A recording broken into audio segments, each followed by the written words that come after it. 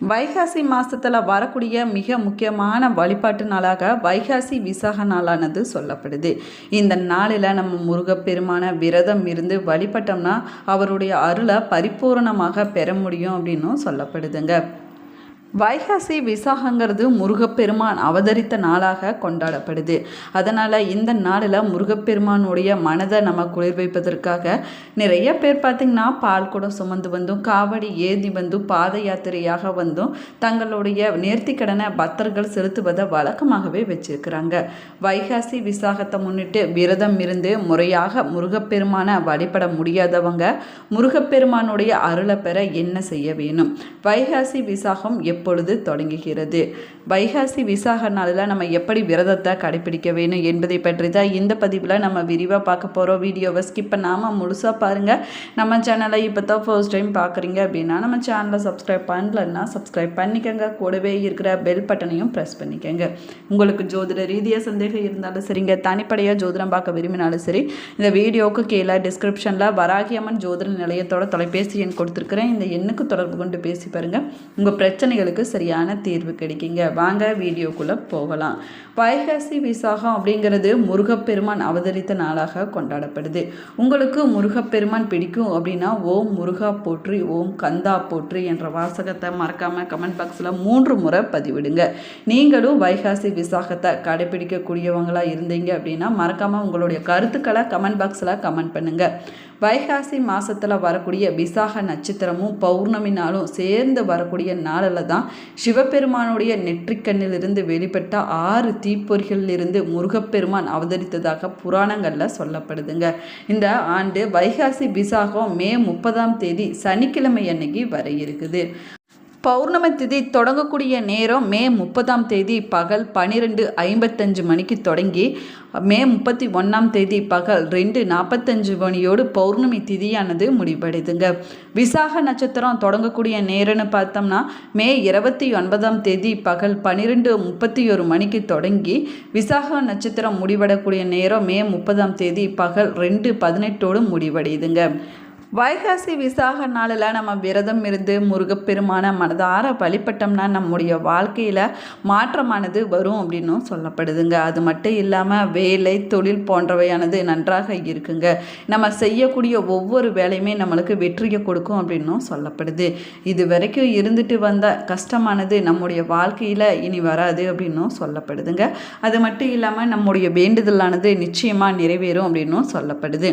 வைகாசி விசாகத்தின் போது நிறைய முருக பக்தர்கள் பார்த்திங்கன்னா முருகப்பெருமானுடைய அருளை பெறுவதற்காக 48 நாட்கள் கடுமையாக விரதம் இருந்து பால் குடம் ஏந்தி வந்து நேர்த்தி கடனை நிறைவேற்றுவதை வழக்கமாகவே வச்சிருக்கிறாங்க.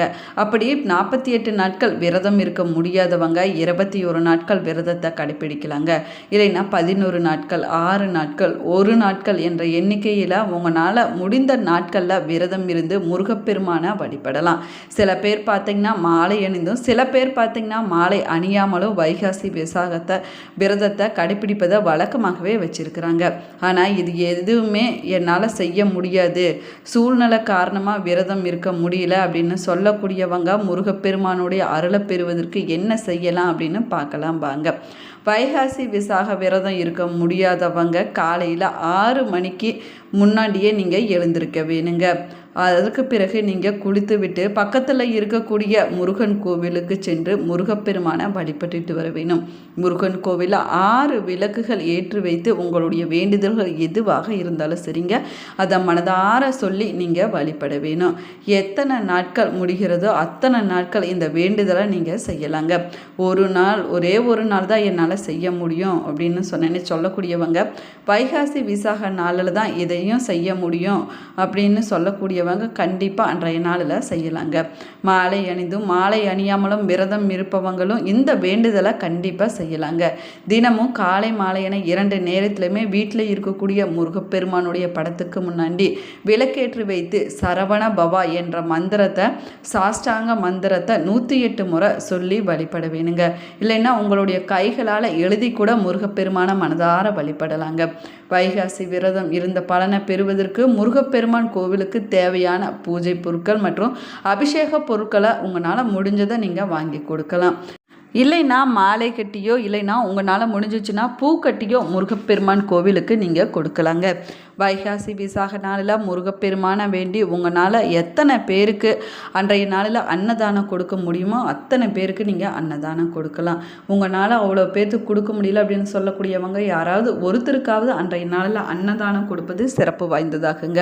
அதே போல் வைகாசி விசாகத்துக்காக விரதம் இருந்து பாத யாத்திரையாக வரக்கூடிய பக்தர்களுக்கு நீங்கள் தண்ணீர் கூட கொடுக்கலாங்க. இல்லைன்னா தங்குவதற்கு வசதிகள் கூட நீங்கள் செய்து கொடுப்பது உங்களுடைய வாழ்க்கையில் பெரும் புண்ணியத்தை கொண்டு வந்து சேர்க்கும் அப்படின்னும் சொல்லப்படுது. வைகாசி விசாக நாளில் விரதம் இருந்து முருகப்பெருமான வழிபட்டோம்னா நம்முடைய வாழ்க்கையில் எண்ணற்ற பலன்களானது கிடைக்கும் அப்படின்னும் சொல்லப்படுதுங்க. முருகப்பெருமானுக்குரிய மிக முக்கியமான வழிபாட்டு மற்றும் விரத நாட்களில் ஒன்றாக சொல்லக்கூடியது தாங்க இந்த வைகாசி விசாகமாகும். இது முருகப்பெருமான் அவதரித்த நாளாக சொல்லப்படுது.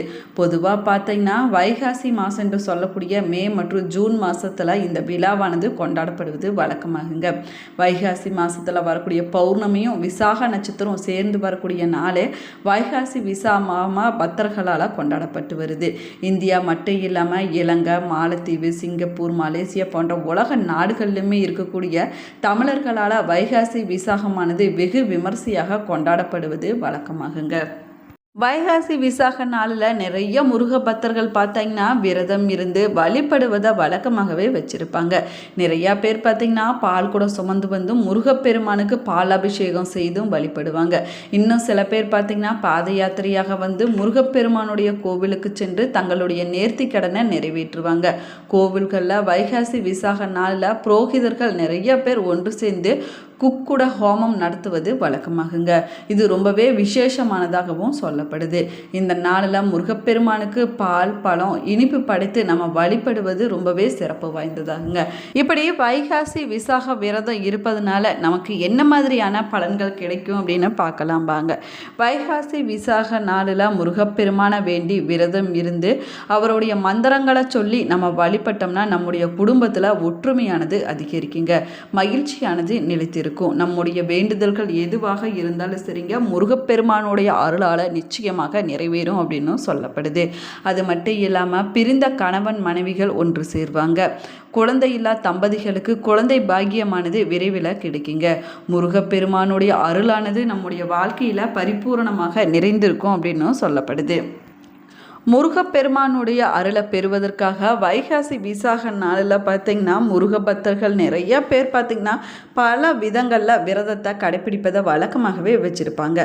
சில பேர் பார்த்திங்கன்னா 21 நாட்கள் விரதத்தை கடைப்பிடிப்பாங்க. இன்னும் சில பேர் 11 நாட்கள், 6 நாட்கள் என்ற ஒற்றைப்பட வரிசையில் விரதத்தை கடைப்பிடிப்பதை வழக்கமாகவே வச்சுருக்கிறாங்க. இன்னும் சில பேர் பார்த்திங்கன்னா வைகாசி விசாக நாளான அன்று ஒரு நாள் மட்டுமே விரதம் இருந்து வழிபடுவாங்க. இதில் யார் எந்த தேதியில் விரதத்தை தொடங்க வேணும் அப்படின்னு பார்க்கலாம் வாங்க. 21 நாட்கள் விரதத்தை கடைபிடிக்கக்கூடியவங்க மே 9ஆம் தேதி சனிக்கிழமை அன்னைக்கு உங்களுடைய விரதத்தை தொடங்கி இருக்க வேணுங்க. 11 நாட்கள் விரதத்தை கடைபிடிக்கக்கூடியவங்க மே 19ஆம் தேதி செவ்வாய்க்கிழமை அன்னைக்கு உங்களுடைய விரதத்தை தொடங்க வேணும். 6 நாள் விரதத்தை கடைபிடிக்கக்கூடியவங்க மே 24ஆம் தேதி ஞாயிற்றுக்கிழமை அன்னைக்கு உங்களுடைய விரதத்தை தொடங்க வேணுங்க. ஒரு நாள் விரதத்தை மட்டும் கடைபிடிக்கக்கூடியவங்க மே 29ஆம் தேதி வெள்ளிக்கிழமை அன்னைக்கு உங்களுடைய விரதத்தை நீங்கள் தொடங்க வேணுங்க. வைகாசி விசாகம் விரதம் இருக்கக்கூடிய முறை அப்படி என்னன்னு பார்க்கலாம் வாங்க. வைகாசி விசாகத்தை முன்னிட்டு 21 நாட்கள் விரதம் இருப்பது முருகப்பெருமானுடைய அருளை முழுமையாக பெற்றுக் கொடுக்கும் அப்படின்னும் சொல்லப்படுது.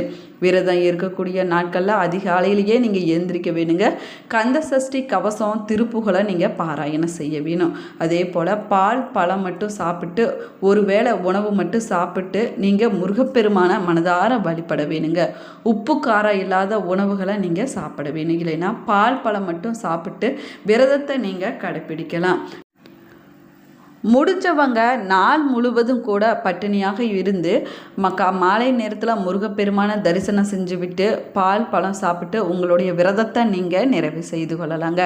அன்றைய நாளில் கந்த சஷ்டி கவசம், சுப்பிரமணிய புஜங்கள், கந்தர் அனுபூதி, திருப்புகழ் போன்ற முருகப்பெருமானுக்குரிய பாடல்களை பாராயணம் செய்வது சிறப்பானதாகும். தினமும் பக்கத்தில் இருக்கக்கூடிய முருகன் கோவிலுக்கு சென்று முருகப்பெருமான தரிசனம் செஞ்சுட்டு வர வேணுங்க. முடியாதவங்க வீட்டிலேயே கூட காலை மற்றும் மாலை நேரத்தில் முருகப்பெருமானுடைய படத்துக்கு பூக்களால் அலங்காரம் செய்து நீங்கள் விளக்கேற்றி வழிபடலாங்க. இந்த பதிவு உங்களுக்கு பயனுள்ள தகவல்களை கொடுத்துருக்குன்னு நினைக்கிறேன். இந்த பதிவு உங்களுக்கு பிடிச்சிருந்தால் லைக் பண்ணுங்கள், ஷேர் பண்ணுங்கள், கமெண்ட் பண்ணுங்கள். இன்னும் நம்ம சேனலை சப்ஸ்கிரைப் பண்ணலைன்னா சப்ஸ்கிரைப் பண்ணிக்கோங்க. கூடவே இருக்கிற பெல் பட்டனையும் ப்ரெஸ் பண்ணிக்கோங்க. அப்போ தான் நம்ம போடக்கூடிய ஒவ்வொரு வீடியோவுமே உங்களுக்கு நோட்டிஃபிகேஷனாக வந்து சேர வேணும். இந்த வீடியோ உங்களுக்கு பயனுள்ளதாக இருக்கும் அப்படின்னு நினைக்கிறேன். இந்த வீடியோ உங்களுக்கு பிடிச்சிருந்துச்சுன்னா உங்களுடைய ஃப்ரெண்ட்ஸ் ரிலேட்டிவ்க்கு ஷேர் பண்ணி விடுங்க. Thank you friends.